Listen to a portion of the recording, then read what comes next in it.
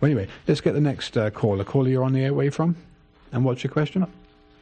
I'm from Long Island, and my question is the B vitamins. Most B vitamins, when you take them separately, they're not in the right ratio, and they're all synthetic.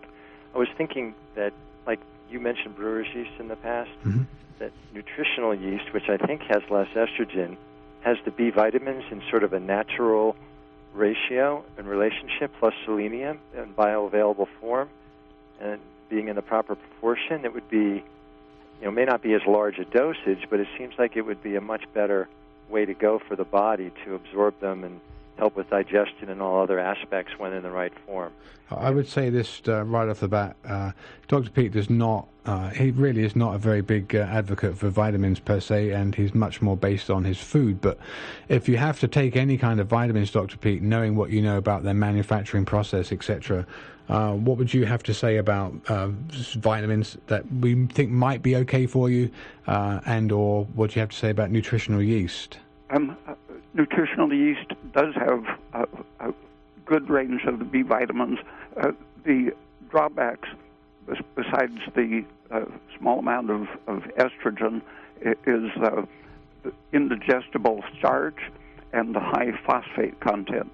So if you use it for a supplement, using it for several days is okay, but you don't want to use it as a major part of your diet because of that high phosphate content, unless you take measures to balance it with calcium. And then what about good? Are there any good vitamins out there that actually are good?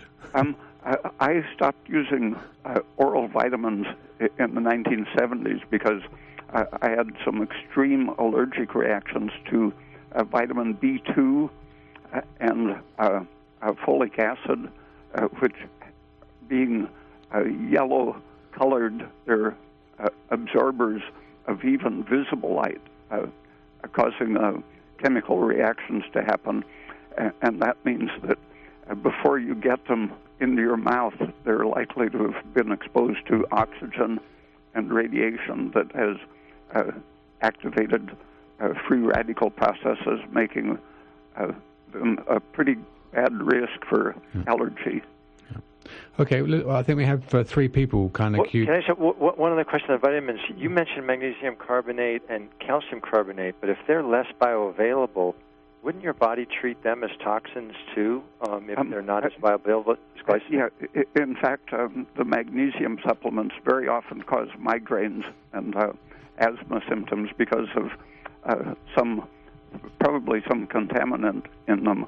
But in your stomach, the stomach acid generally will turn much of the supplement, such as magnesium carbonate, into magnesium chloride, which is instantly absorbed. Gotcha. Okay, thanks. Oh, by the way, one last thing. Are you a blood type B? What was that? Is your blood type B? I don't know my blood type. All right, thanks for your question.